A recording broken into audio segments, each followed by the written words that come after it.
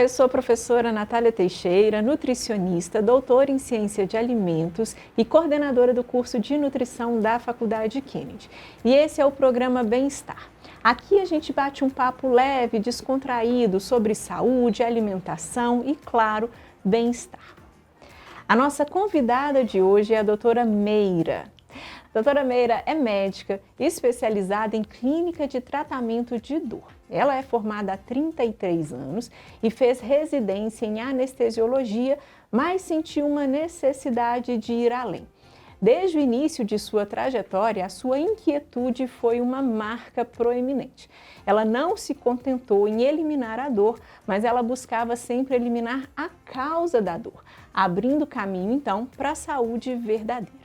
E para atingir os seus objetivos, ela buscou outras especializações, como acupuntura, oncologia, fitoterapia, hipniatria, ortomolecular, medicina do esporte, medicina do exercício.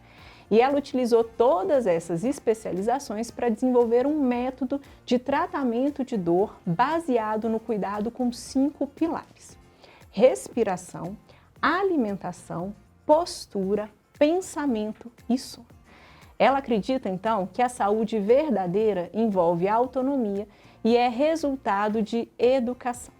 Ela também realiza palestras, já escreveu 4 livros, estou com alguns aqui, ó.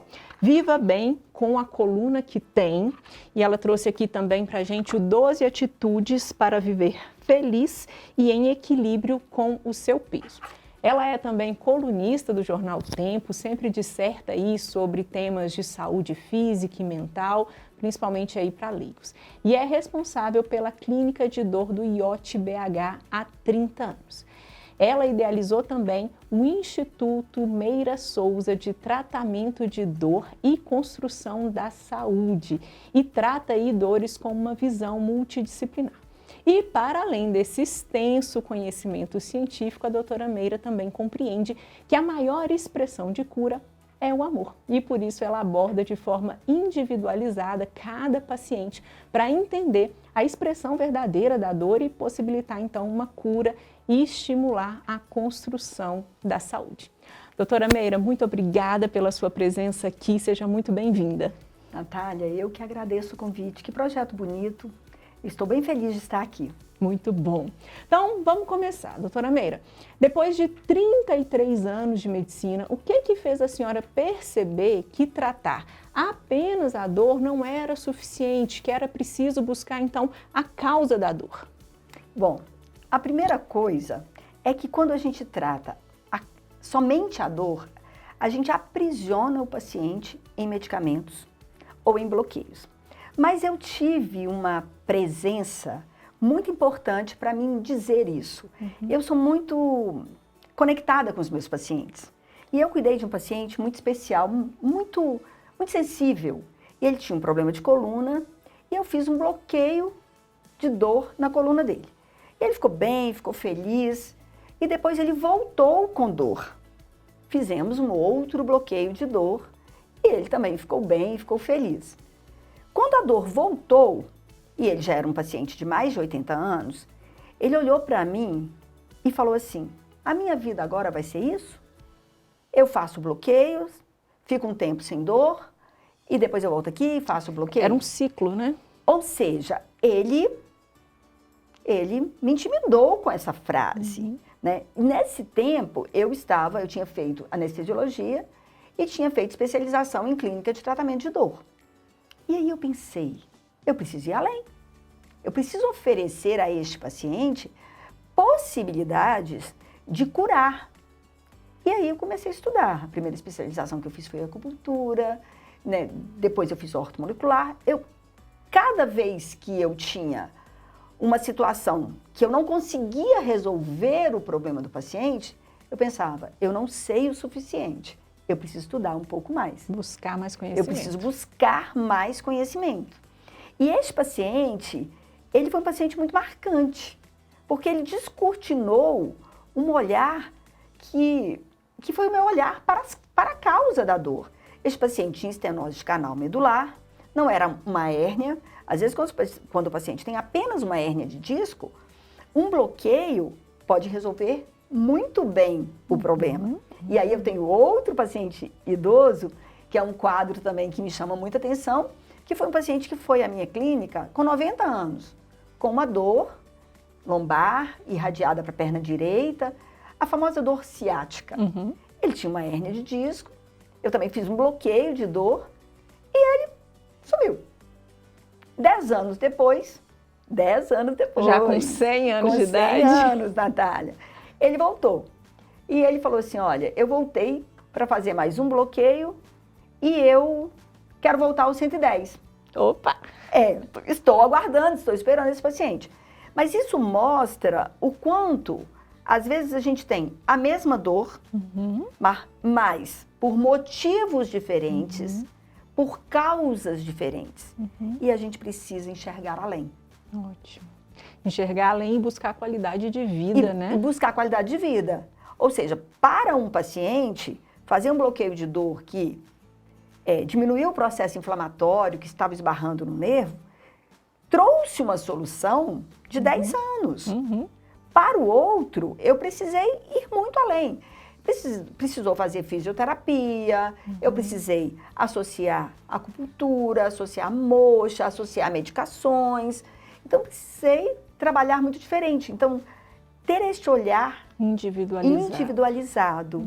Então, logo cedo, eu tive a delicadeza desse paciente que, doutora, vai ser isso a sua vida? Não, né? Precisamos enxergar além. Excelente, muito bom. E a senhora tem uma formação que é impressionante, passando por diversas áreas, né? A anestesiologia, como a senhora disse, a acupuntura, oncologia, a medicina do esporte. E em que momento, além, né, dessa fala bonita aí desse paciente, em que outros momentos a senhora percebeu que precisava integrar tantos conhecimentos? Então, Natália, se a gente conhece só uma parte, a gente acha que o todo é a parte. E nós, nos últimos anos, nós vivemos essa fragmentação da medicina. Quem cuida só do braço, quem cuida só da coluna, quem cuida só do sangue. Mas quando a gente fala de dor, o universo é muito maior. Porque todas as partes podem doer. E elas podem doer por muitos motivos. Então, se eu reduzo a dor e não entendo os processos, eu vou reduzir a apenas aliviar o sintoma dor. E não tratar as causas. É como tapar o sol com a peneira, né? Exatamente. E eu aprisiono este paciente na dependência de medicamentos ou na dependência de procedimentos para bloquear essa dor. O que vai levá-lo a mais adoecimento. Porque vai levá-lo a uma insuficiência renal, a uma gastrite, a uma hepatite ou uma pancreatite medicamentosa. Então, a minha necessidade de ampliar o meu leque de conhecimento foi exatamente para eu conhecer o universo do meu paciente. Então, quando eu faço mais uma especialização, eu não estou querendo migrar de uma para me tornar outra coisa, mas eu estou querendo ampliar a minha capacidade de enxergar o paciente.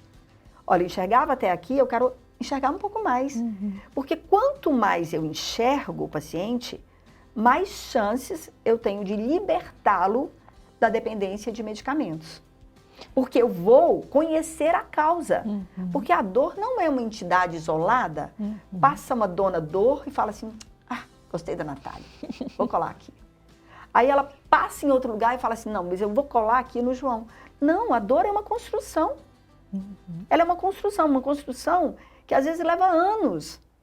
E muitas vezes a nossa sociedade contemporânea, tão rápida e que busca tantos alívios, a gente vai se distanciando das coisas que vão gerar essa dor. E essa dor, ela quase sempre começa num sentimento, que vira um sintoma, que vira um sinal, que vira uma lesão. Exemplificando, por exemplo, vamos imaginar um dia que você viveu muitas indignações, muitos sapos que você não deu conta de engolir. Esse foi o sentimento. De repente, no final do dia, você está com uma sensação pesada, de azia, de desconforto. Aí você vai lá e toma um antiácido.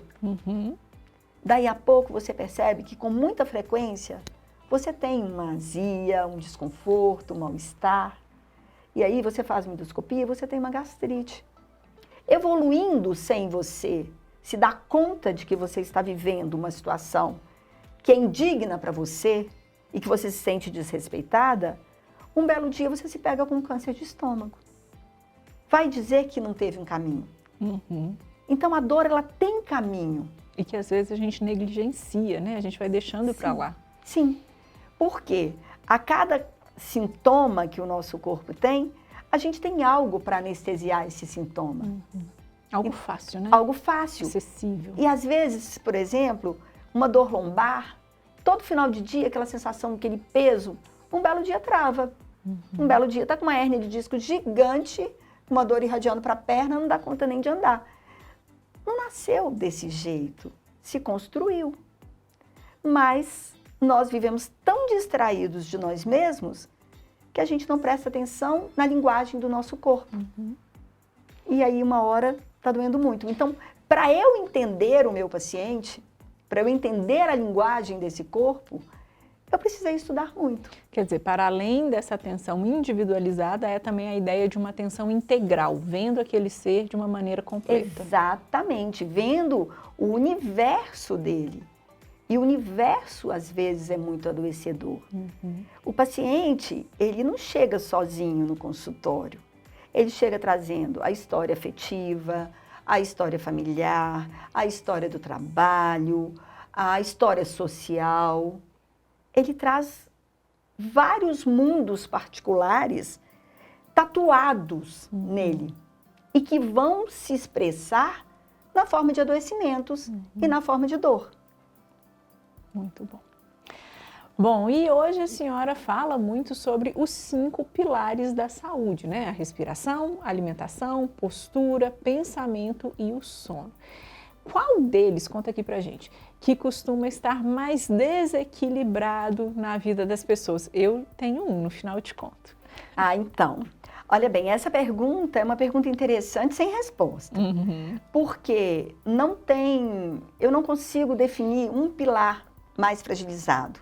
Porque vai depender muito da classe, da faixa etária que eu estou avaliando. Por exemplo, se eu estou avaliando pacientes idosos, em regra, pacientes idosos têm o pilar da postura muito fragilizado. São sarcopênicos, têm osteoporoses, têm artroses, têm artrites. E eu entendo o pilar da postura como a organização músculo-esquelética, a minha postura e a minha postura diante da vida. Sim. Então, se eu estou avaliando essa faixa etária de idosos que já passaram pela vida, que já racionalizaram muito o sofrimento, já aprenderam a viver e não tem o pilar do pensamento tão fragilizado, eles migram deste para o pilar da postura. Se eu estou avaliando pessoas mais jovens, estudantes, trabalhadores, aí a gente sabe que o pilar do pensamento está muito tumultuado, a gente sabe que o pilar da alimentação vai junto, comendo um tanto de alimentos multiprocessados, de alimentos que não nutrem, entendeu? Então, não tem um pilar que seja assim, este é o eleito, mas quando eu avalio as faixas etárias, sim, aí eu tenho uma tendência maior para uma tendência maior para outro, dependendo, né, dessa faixa. Mas o que eu posso também dizer é que me chamou a atenção a sua pergunta, porque um pilar fragilizado leva a outro pilar fragilizado, a outros pilares fragilizados, porque você imagina, pessoa extremamente tumultuada, ansiosa, agitada, vai comer super mal e daí a pouco está com resistência insulínica, está toda inflamada,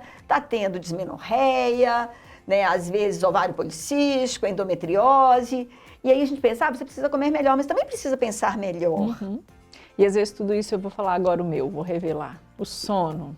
Tudo isso prejudica muito o sono e o sono prejudica todo o resto. Exatamente. Aí nós estamos com uma pessoa comendo mal, às vezes comendo um monte de coisas que agita, que é inflamatório, que excita o cérebro, né, com muito glutamato monossódico, com um monte de coisa, e aí dorme mal.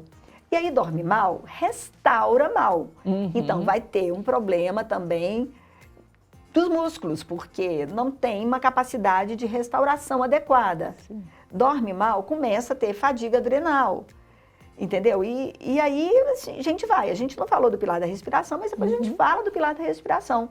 Porque uma pessoa também muito ansiosa não expande o tórax adequadamente, não respira adequadamente, fica fazendo uma respiração superficial, uma respiração de pessoa ansiosa. Então, assim, eu compilei estes 5 pilares com muito cuidado e resultado de muita observação. Eu ficava olhando assim, nossa, esse pilar é fragilizado, esse aqui também, esse aqui tá mais, esse aqui tá menos. E quase sempre, quando a gente fratura um, é um efeito dominó. Vai. São todos em sequência, né? Exatamente. E aí, hoje a gente tem na nossa sociedade muita gente que convive com a dor crônica. E, de alguma forma, eu já vi gente falando que se acostumou com a dor. Às vezes você vê a pessoa fazendo uma carinha e fala, tá com alguma dor? Não, já estou acostumada, eu tenho isso sempre. Essa dor crônica e esse acostumar com essa dor é perigoso? Em que momento, então, que a gente diz que, assim, que a dor deixa de ser um sinal e passa, de fato, a ser um problema de saúde? Bom, ela sempre vai ser um sinal e sempre vai ser um problema de saúde. Entendeu? Por quê? A dor é essa linguagem. Eu falo que dor é a expressão de mãe brava. Sabe quando a mãe fala o nome todo? Fulano, disso, daquilo. Então, esse corpo, ele já tentou várias formas de modular o corpo, né? De fazer uma homeostase, um equilíbrio. Quando ele dói, é porque esse equilíbrio se perdeu. Essas tentativas já foram. Já foram. E aí a gente tem dores gravíssimas, que são dores agudas, que exigem que se tome uma atitude muito rápida, como, por exemplo, a apendicite, um aneurisma, né, uma situação que não dá para esperar. E nós temos as dores insidiosas, aquelas dores que ficam ali, né, falando para você, olha, deixa eu te falar, você está desenvolvendo uma endometriose, né? Todo mês tem cólicas, Então... É uma dorzinha que está ali cutucando. Que está cutucando. Ela está pedindo uma atenção. É uma enxaqueca, uma dor de cabeça toda manhã, ou uma dorsalgia que tá falando assim, olha, você está contraindo a musculatura, está desidratando discos, daqui a pouco você vai fazer uma compressão de nervos, vai ter uma perda de força, vai precisar de uma cirurgia.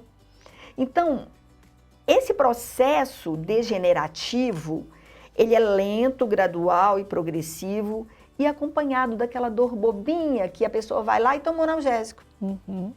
Às vezes até carrega na necessaire. Eu tô com uma dor de cabeça aqui, mas eu vou tomar uma Novalgina, vou tomar um remedinho aqui e tá tudo certo. Resolvi. Entendeu? Então, a dor é sempre um sinal e é sempre um problema. Mas muitas vezes ela vai ser uma dor aguda, que exige uma atitude rápida, porque senão coloca a vida em risco agudamente. Ou a dor crônica vai colocar a vida em risco cronicamente. Que a pessoa vai se adoecer de várias maneiras. E muitas vezes até pelo uso crônico de medicamentos. Que todo dia aquela dor não é uma dor que vai paralisá-la, mas que faz todo dia ela tomar uma medicação. Então, chega uma hora que essa medicação crônica é um problema maior do que a própria dor. Mas lembrando também que se essa dor não cessa, o problema está ficando cada vez maior. É aquilo que você vai falando com a gente desde o início, tem que buscar a fonte dessa dor. Exatamente. E se essa dor não cessa, tem algo que está ficando cada vez pior. Eu falo sempre, olha, o que não melhora está sempre piorando. Porque não fica estático. Se ela é um sinal de alguma coisa que não está caminhando bem e você não está cuidando daquela causa, a tendência é piorar. Exatamente. É que muitas vezes a gente não vê o processo. Por exemplo, eu vou citar um exemplo de coluna. Às vezes a pessoa tem uma dor cervical. Sabe aquela dor, aquela coisa que incomoda no final do dia, está só incomodando. E aí ela vai ao médico, faz uma ressonância, ele olha lá os discos, não tem hérnia, não tem uma estenose de canal, não tem nada. Ele fala assim, não, você não tem nada. Tem sim, tem sim. Tem contratura da musculatura, que vai desidratar esses discos e que no futuro vira uma hérnia. No futuro vira uma artrose facetária e comprime o nervo. É que a gente está muito acostumado a pensar assim, a pensar em algo que a gente pode dar um nome, a pensar em algo que pode dar um CID, e não a perceber a desconstrução que está ocorrendo neste caminho, entre aquela dor incômoda do final do dia, que está significando uma contratura muscular, até chegar em algo que vai ser cirúrgico. É nesse caminho que eu quero cuidar do paciente. Porque eu não quero que ele chegue numa cirurgia. Eu quero que ele pense, olha, preciso dormir melhor, estou com uma fraqueza da musculatura, olha, estou contraindo muito a minha musculatura facial à noite. Então, eu quero chegar antes dele precisar usar uma placa. E explicar, olha, o que está acontecendo? O que está te tensionando tanto? Buscar a causa de fato para Exatamente. melhorar definitivamente. Exatamente, melhorar definitivamente. Então, nós estamos muito acostumados a olhar para o processo e achar que o processo é nada. Não, você não tem nada. Não, se tem dor, tem algo. Eu posso não estar dando conta de conhecer o problema. E eu preciso ser honesta com o paciente. Olha, eu não estou entendendo nada, mas vamos observar, vamos perceber. Não vamos anestesiar essa dor sem entender o que está ocorrendo. Muito bom, muito bom. E aí, a gente falou que daqui a pouquinho a gente falava um pouquinho mais dela, então vou perguntar, a respiração. A respiração é um dos pilares, né, do seu método, só que é algo muito automático, né? A gente simplesmente respira. Então, como é que essa respiração pode influenciar na dor, na saúde? Explica um pouquinho pra gente. Então, olha, a respiração é algo tão interessante, mas tão interessante, que tem uma parte aqui no meu livro que fala que respirar queima gordura. Sonho de consumo, hein, gente? Sim. E eu explico a bioquímica disso, eu gosto muito de bioquímica, entendeu? E eu explico como isso acontece, sabe? Não é uma mágica, e eu começo meu livro dizendo que o meu livro não é um livro de mágicas. Mas as 12 atitudes que eu falo aqui para ter o peso saudável, quando eu falo do peso saudável, eu não estou falando de padrão de beleza, padrão de beleza, não. Estou falando do peso ideal, do peso para a gente ter uma vida funcional e uma vida feliz, entendeu? Então, a respiração, ela é importante porque ela vai manter o pH do sangue. Então, se eu não respiro adequadamente, se eu faço uma respiração superficial, se eu não entrego para o meu corpo oxigênio suficiente para manter o pH do meu sangue, o pH equilibrado, eu vou viver numa condição de acidez.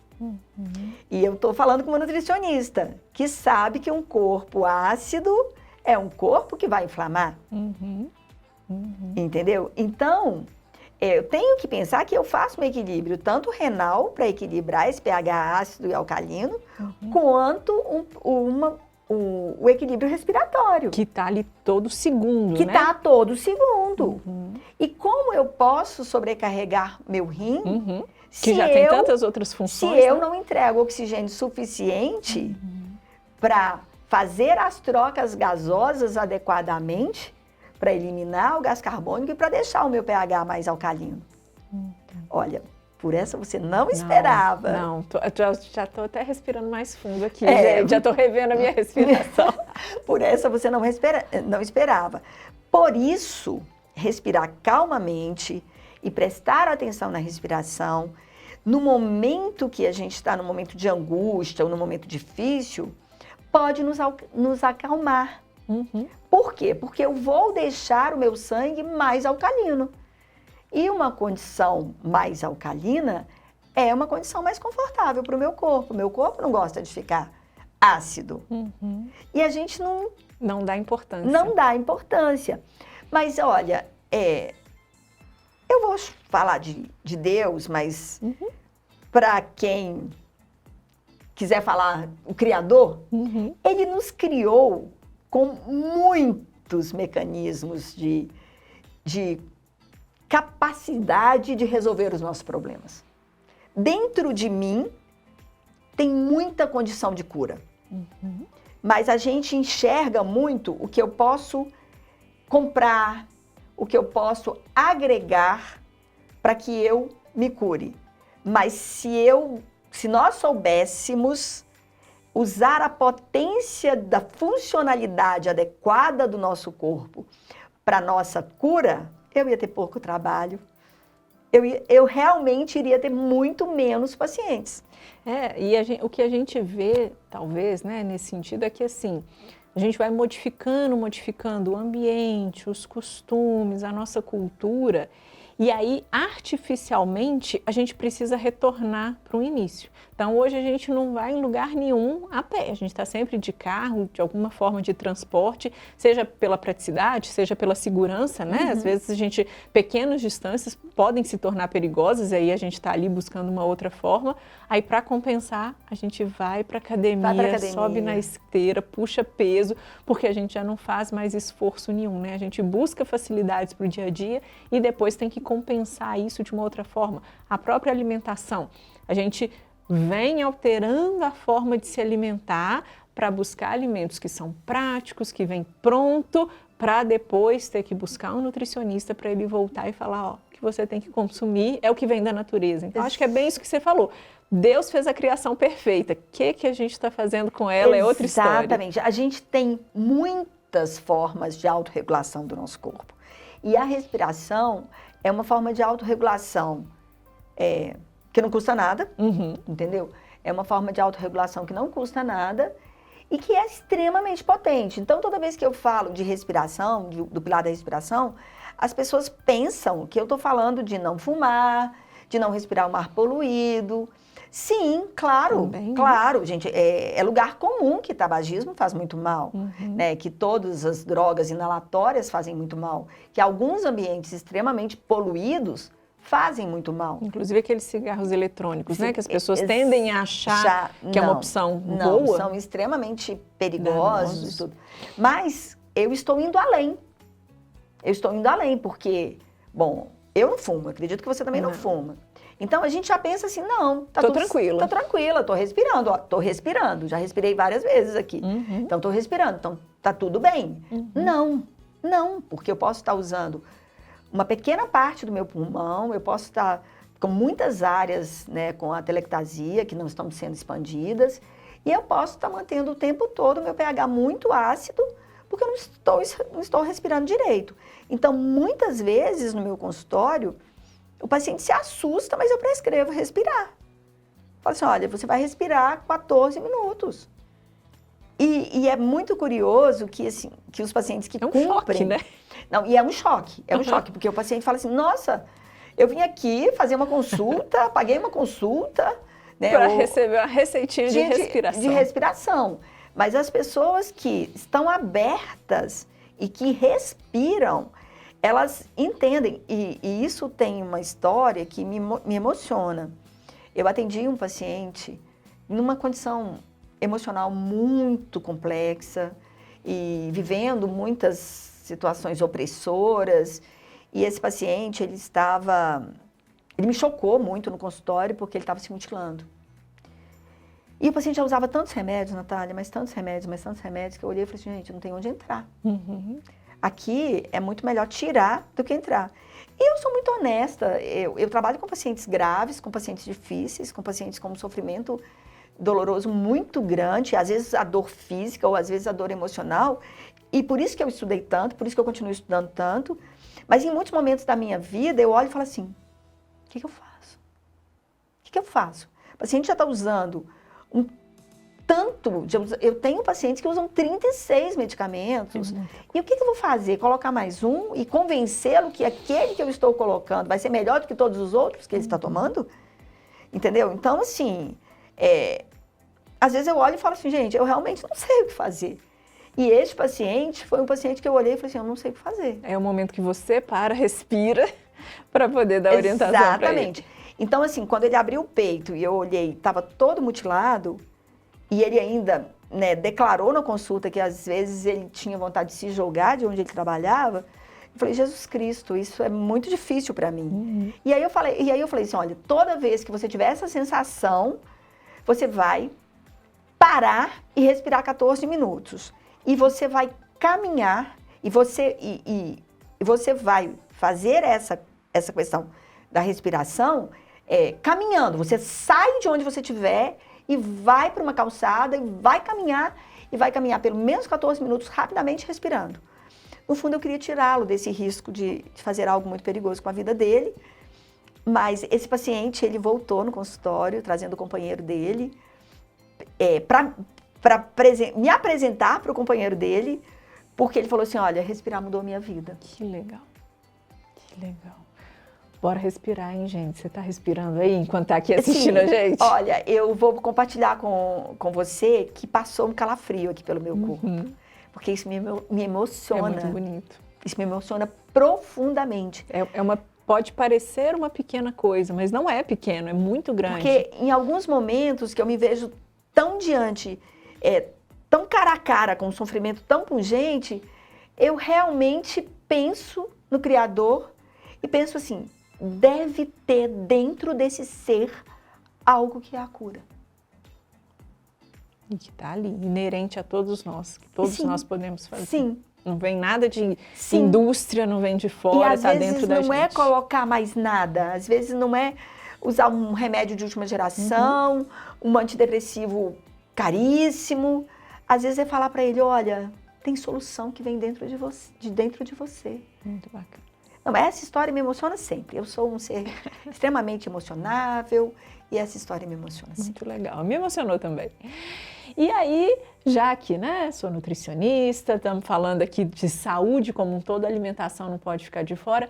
Como que a senhora vê que a alimentação pode ajudar na dor? Existem alimentos que vão piorar o processo inflamatório, que vão piorar esses sintomas de dor? O que você fala pra gente? Então, olha bem, você já sabe super demais aí que os alimentos multiprocessados são altamente inflamatórios. E são mesmo. Nossa, meu Deus, como inflamam. Como aumentam fibrinogênio, homocisteína, como aumenta insulina. E a gente sabe hoje que a insulina não é só inflamatória, mas a gente sabe que os marcadores inflamatórios também aumentam o risco de tumores. Entendeu? Então, os alimentos multiprocessados que não nutrem, mas que entregam muita glicose, entregam muitas substâncias tóxicas, eles causam muitas dores. E aí a gente não poderia falar só do que causa dor. A gente também tem que falar do que alivia a dor. E muitas vezes basta mudar a alimentação para a gente tirar o paciente de uma condição de edema disseminado, aquela coisa, eu retenho muito líquido e começa a tomar diurético e aí complica tudo, porque aumenta aí muito mais o risco de fazer uma insuficiência renal. E então, os alimentos verdadeiros... Comida de verdade. Comida de verdade. Que a gente descasca e não desembala. Exatamente. Comida de verdade, eles são muito protetivos. E aí, eu preciso falar assim, que os alimentos, os vegetais são mais alcalinos do que os produtos de origem animal. Então, quando a gente pensa em aliviar dor, eu penso muito numa dieta alcalina, porque, em regra, o paciente muito doloroso é um paciente de pH muito ácido. Quando a gente faz um exame de urina, a gente vai ver lá que o pH da urina está sempre muito ácido. Eu não tenho o hábito de fazer gasometria venosa, nem arterial, porque é um exame mais difícil. Mas no exame de urina, a gente já consegue perceber quão ácido esse paciente está. Então, eu falo muito da dieta mais vegetariana, porque hoje também o consumo de produtos de origem animal está muito alto, porque as pessoas estão obcecadas pela ideia de proteínas, o culto à proteína. E acaba que esse paciente que acaba comendo muitas proteínas, ele não come outros alimentos que vão gerar energia, ele acaba muitas vezes consumindo a própria proteína do próprio corpo para poder fazer energia, Eu falo que é uma atitude pouco inteligente, é como eu resolver construir uma casa e não colocar mestre de obras, nem pedreiro, nem servente, e colocar só engenheiro. Eu vou ter uma produção muito mais cara e com muito mais chance de não estar boa, porque cada um tem o seu papel. Cada grupo de alimento, ele tem o seu papel. Eu preciso do carboidrato, eu preciso do lipídio, eu preciso da proteína. Então, essa inversão, ela é muito deletéria, sabe? E isso é muito curioso, porque a gente está vivendo um momento das verdades absolutas, né? As pessoas escutam uma coisa e fazem. E outro dia eu recebi um paciente diabético fazendo uma dieta cetogênica. Ele pensou, eu sou diabético, não vou comer carboidrato, né? Eu vou comer só proteínas. Só que este paciente tem polineuropatia. Ou seja, polineuropatia diabética, os nervos sem as membranas todas, totalmente inflamados. Esse paciente enlouqueceu de dor. Ele achou que ele estava fazendo uma coisa muito legal para controlar a glicemia dele, mas ele enlouqueceu de dor. Por quê? Porque ele colocou o pH do sangue dele extremamente ácido. E eu falei, olha, você pegou seus nervos e mergulhou no vinagre. Então, a dor polineuropática dele piorou absurdamente. Então, esse equilíbrio da alimentação, ele é muito necessário. Muito necessário. Nem tanto ao ar, nem tanto ao mar. Então, eu vejo que cada vez mais esse manejo da dieta, principalmente no paciente adoecido, que tem uma polineuropatia, que é um paciente diabético, que tem diabetes insulino dependente, ele precisa ser tratado com muita delicadeza. Essa mesma coisa acontece quando o paciente tem câncer.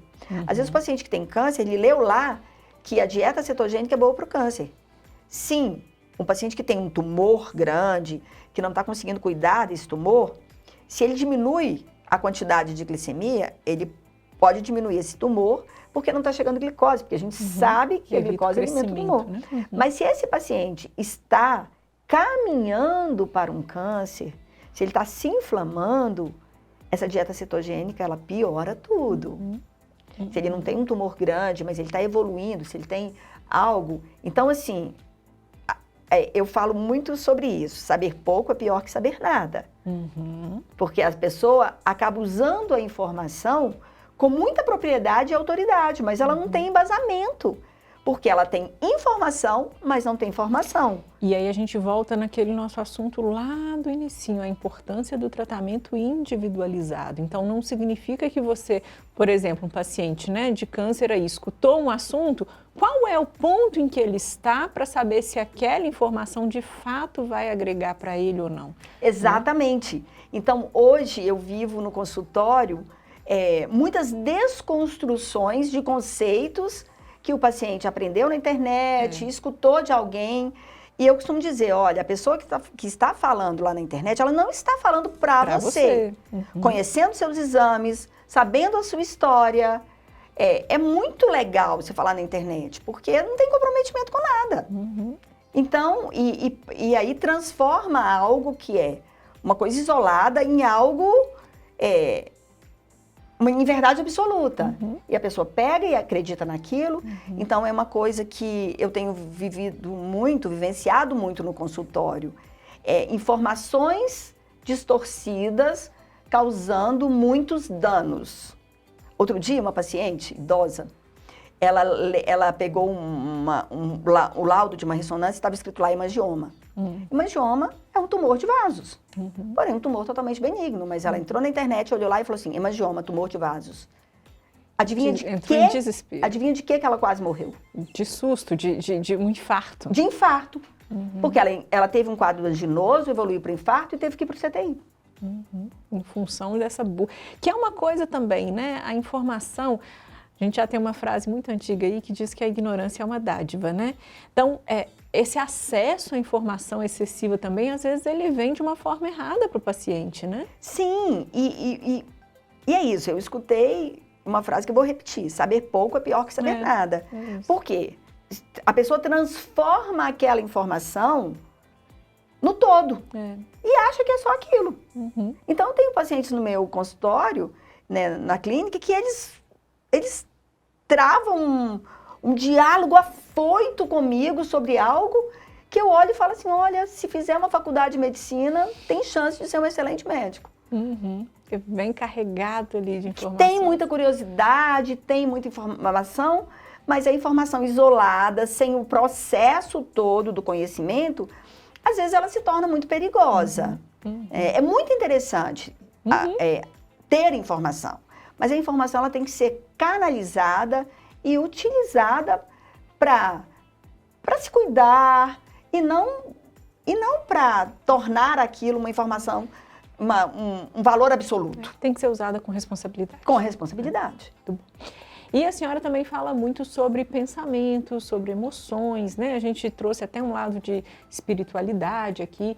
Existe realmente uma relação entre a saúde emocional e essa dor física que as pessoas sentem? Olha bem, eu costumo dizer que dor existe sempre que o paciente fala que ela existe. E muitas vezes o paciente chega no consultório muito chateado, porque tem uma coisa que faz a gente perder o paciente, é falar que a dor dele é psicológica. Uhum. Eu vou avisar aí para os colegas médicos, nunca fale que a dor de um paciente é psicológica, porque ele fica muito magoado contigo, muito. Porque a pessoa está sentindo, e na nossa sociedade, e nós vivemos uma questão cultural. Uhum. Culturalmente, quando eu falo que é psicológico, o paciente decodifica como essa dor não existe e você está criando essa dor. Uhum. E isso é muito perigoso. Uhum. Então, eu digo para o paciente que toda vez que ele está no meu consultório reclamando de dor, ele não está indo no meu consultório pelo meu par de olhos verdes. Ele está indo no meu consultório porque ele está com uma angústia, ele está com sofrimento. E isso tem que ser muito credenciado. Uhum. Entendeu? E isso é uma coisa. Agora, o quão amplifica a dor quando o meu paciente está triste. Se eu fizer um experimento e pegar 10 pacientes com o mesmo score de dor, falo lá, olha lá, escala de dor, todos com dor, nota 7. Uhum. E pego 5 e mando para um velório. E ponho 5 num cruzeiro pela orla do Rio de Janeiro. Uhum. E falo assim, olha, um cartão para você usar à vontade, não se preocupe com conta, não se preocupe com nada. Uhum. Depois de um tempo, pergunto para todos eles qual é o score de dor. Uhum. O daqui subiu e o daqui baixou. Uhum. Porque nosso corpo produz endorfinas, produz dopamina, produz serotonina. Uhum. E isso é sim um alívio para a dor. Uhum. Então aquele paciente que às vezes queixa de dor, mas quando ele está num momento alegre, feliz, ele para de queixar, ele não está mentindo sobre a dor dele. É que naquele momento que ele está numa festa, numa situação feliz, ele está banhado de substâncias que são analgésicos naturais. Então vai ficar mais aliviado. Uhum. Então a gente precisa entender melhor tudo para a gente não rotular o paciente.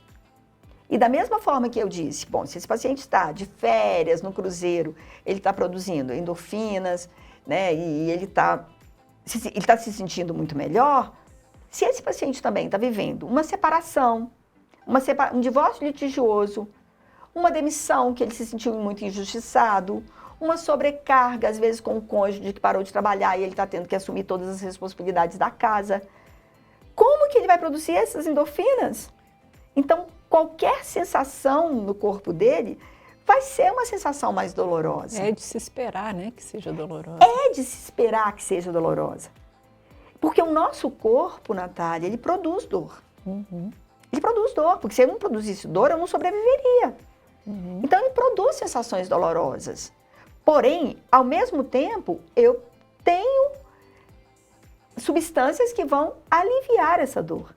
E se essa balança está desequilibrada, eu vou ter muito mais sensação dolorosa do que muito mais sensação de alívio. E aí é humano entender isso. Uhum. Entender o sofrimento, entender o cenário que o paciente está vivendo, que está desencadeando uma lombalgia, uma cervicalgia, um quadro fibromiálgico. É humano compreender. Bom, depois de tantos anos atendendo pacientes com dor, A senhora já até citou alguns aqui, mas tem algum caso que a senhora ainda não falou e que queira mencionar para a gente? Um caso de transformação, um caso de um paciente que tenha marcado muito a sua trajetória? Olha, os pacientes que mais marcam, assim, me marcam muito, são os pacientes que chegam no meu consultório com diagnóstico de fibromialgia. Por quê? O que o universo comum oferece para o paciente que tem o diagnóstico de fibromialgia? Primeiro, a primeira coisa que eu penso é, o que é fibromialgia? É a primeira retirada de rótulo. Porque fibromialgia significa fibra muscular doendo.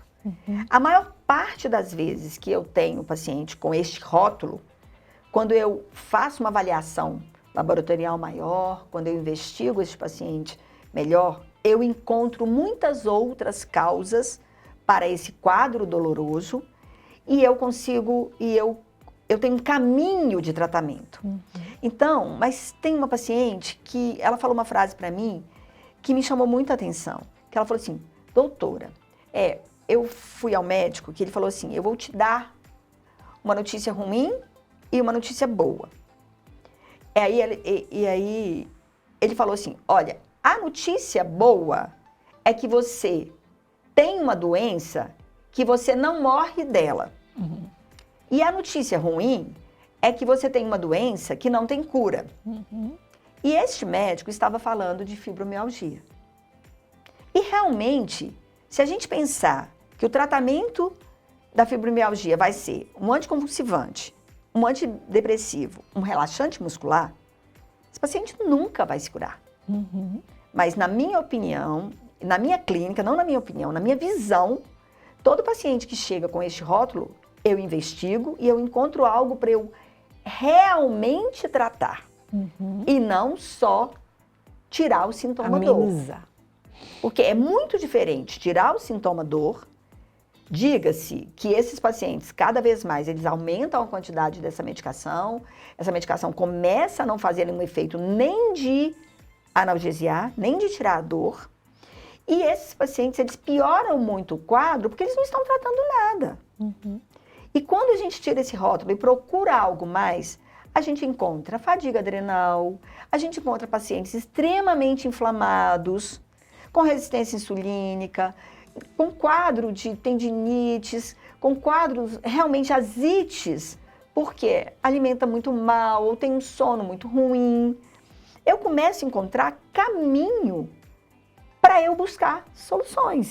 Olha, o caminho é melhorar aqui a sua alimentação, o caminho é diminuir a sobrecarga, o caminho é usar um fitoterápico para melhorar a adrenal, que está muito fadigada, por isso a pessoa é tão cansada e não consegue fazer atividade física, e não faz atividade física, e aí tem uma musculatura muito desqualificada, e aí sobrecarrega a articulação, e sobrecarrega os tendões, porque a musculatura é frágil, não dá conta, aí a cabeça protunde para frente, aí precisa contrair a musculatura toda para sustentar essa cabeça que está frágil indo para frente. Tem várias desorganizações ergonômicas mesmo, da anatomia do corpo, um corpo totalmente desalinhado. Então, assim, é o universo. Quando eu tiro o rótulo da fibromialgia, eu abro um universo de possibilidades de cura.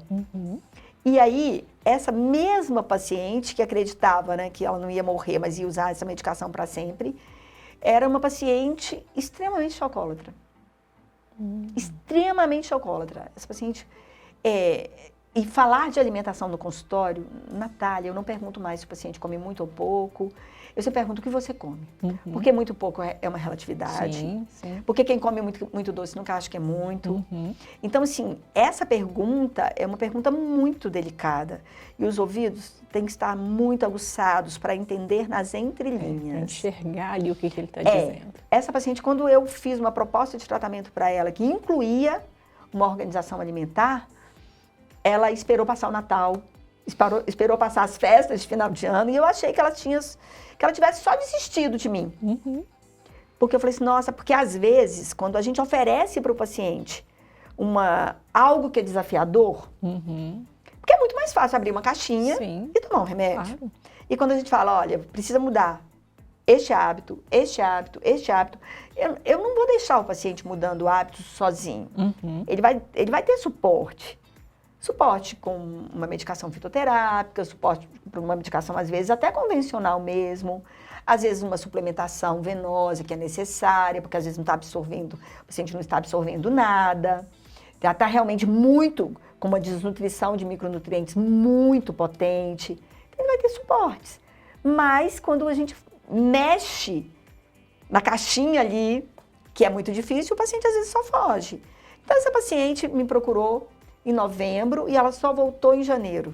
Ela falou assim, e ela me confessou, ela falou assim, olha, no final do ano eu não ia dar conta de fazer nada que você me propôs. Agora eu estou pronta. E essa paciente se consultou com a nutricionista, que é a Melissa, lá da clínica, e ela fez uma suplementação de micronutrientes, ela estava realmente muito desnutrida, não era um paciente que comia tão mal, mas ela tinha essa questão, ela era realmente viciada em chocolates. Ela, inclusive, levou chocolate para mim. Ela falou, essa última aqui que eu ganhei, eu trouxe para você, eu não vou comer, é um marco. Eu falei, muito obrigada. E ela fez um trabalho muito interessante, e essa paciente ficou muito emocionada de perceber que ela não ia precisar tratar por toda a vida, pelo resto da vida, né? E que era uma doença que tem cura. Que legal. Entendeu? Ela sai, e eu tenho vários pacientes que chegam na minha clínica com diagnóstico de fibromialgia, com um rótulo de fibromialgia, e que saem da clínica sem esse rótulo, sem usar esses medicamentos padrões, porque usando essa medicação não vai sarar nunca mesmo. E eu tenho, nossa, e aí assim, passa pela minha tela mental vários. Uma paciente também que chegou na clínica com o mesmo diagnóstico, muito fadigada, muito inativa, que conseguiu estudar, passar no concurso, resgatar a vida. Uma outra paciente muito especial também, que também vivia, porque a gente tem que pensar que esse uso excessivo de medicamento anticonvulsivante, antidepressivo, antirrelaxante muscular, esse paciente não vai ficar proativo. Ele está sedado e ele vai só aumentando as doses, Então, ir dando suporte para retirar essa medicação é devolver a vida.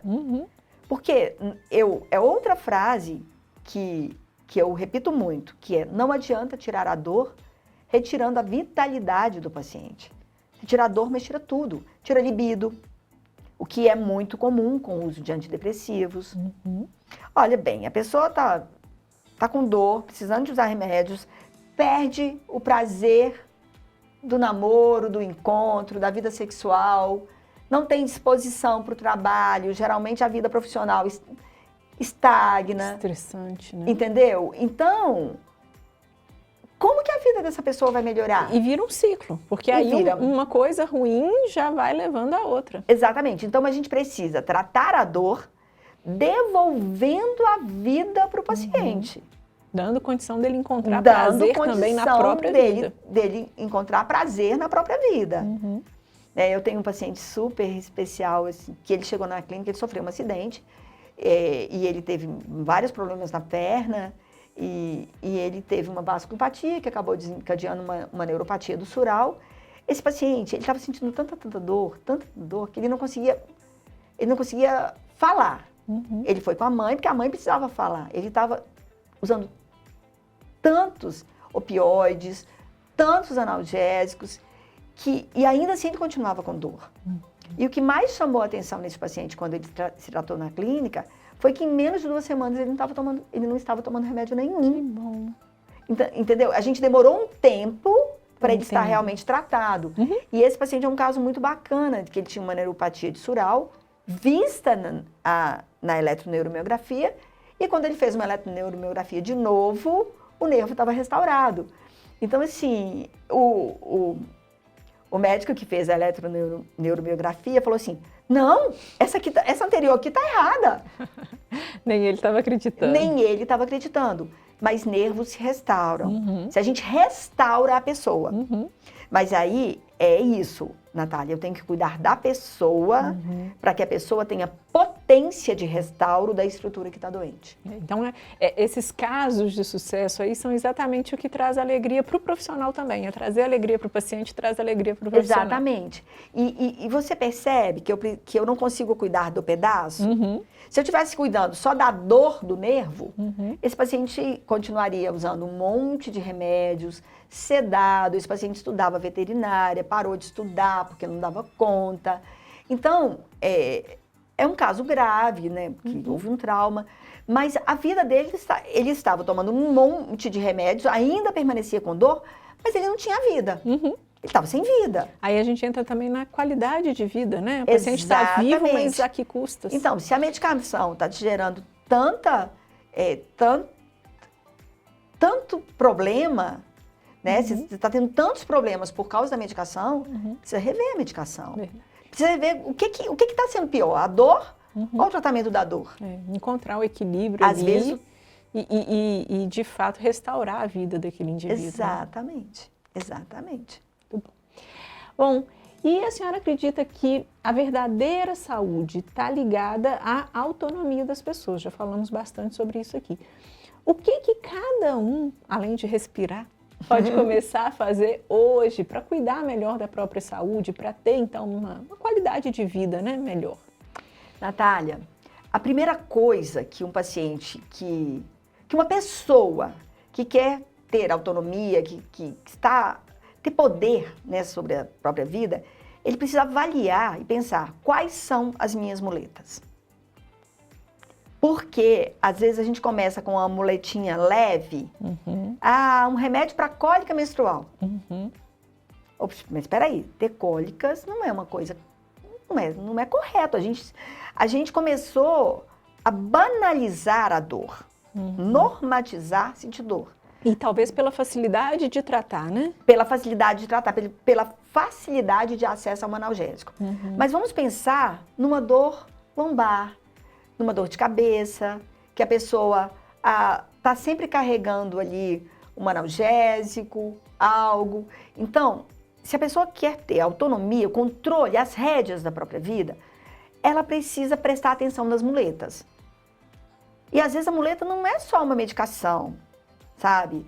Às vezes a muleta é um vício, às vezes a muleta é um cigarro, às vezes a muleta é uma droga, às vezes a muleta é uma companhia tóxica, mas que a pessoa tem uma extrema dependência daquela companhia.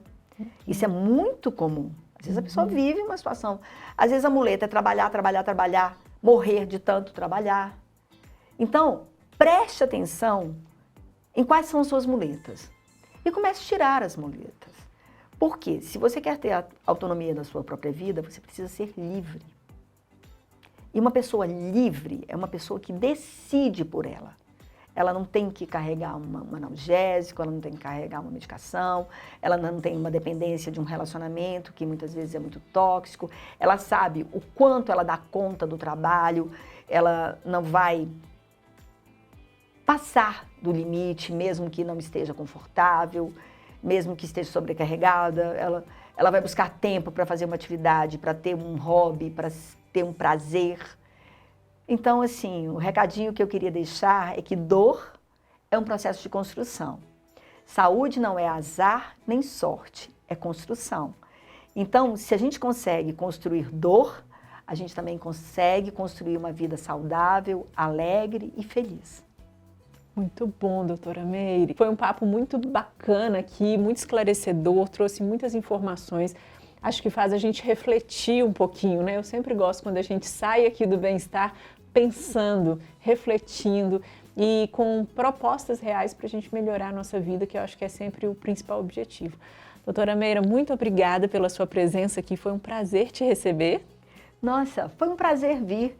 É um prazer conseguir falar para as pessoas que existe vida sem dor e que a vida sem dor ela não está na dependência de uma caixinha de comprimidos. Excelente. Esse então foi o programa Bem-Estar. Não perca a nossa próxima edição. Até lá!